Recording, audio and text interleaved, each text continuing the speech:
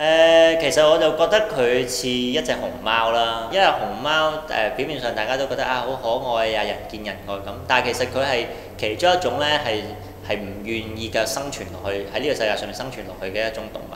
咁而 Portmanhead 嘅我戰鬥呢個古仔裏邊咧，其中一個特色就係好靚啦、好華麗、好貴麗啦，咁好吸引嘅。其實佢係幾主要去塑造一個主角或者一種嘅生存狀態係好空嘅，因為其實佢一開始已經宣稱我係會死，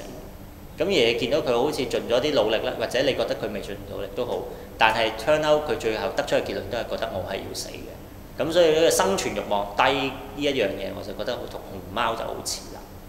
我覺得佢可以做看更啦。我想象之中佢寫啲咁空嘅嘢呢，其實佢平時個生存狀態都好放空。咁一個放空嘅人，你如果要佢做啲好積極嘅嘢，咁你如果譬如叫佢做醫生就死梗啦。譬如我住嗰樓下嗰個看更伯伯，咁啊真係佢每日都夜晚呢12個鐘頭咁就面對住棟門呢，就望住佢。咁我 Portmanhead 呢，其實個古仔兜兜轉轉都行入一個好黑暗嘅空境裏邊，一個好虛無嘅存在狀態。咁我覺得 Portmanhead 如果坐喺我屋企樓下，我相信佢都可以望住咧個到門口後面嗰棵樹，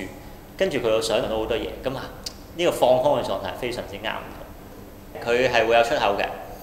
佢將會朝向另外一個迷宮嘅入口啦。當你行出第二個迷宮嘅出口嘅時候，你將會去到第三個迷宮嘅入口，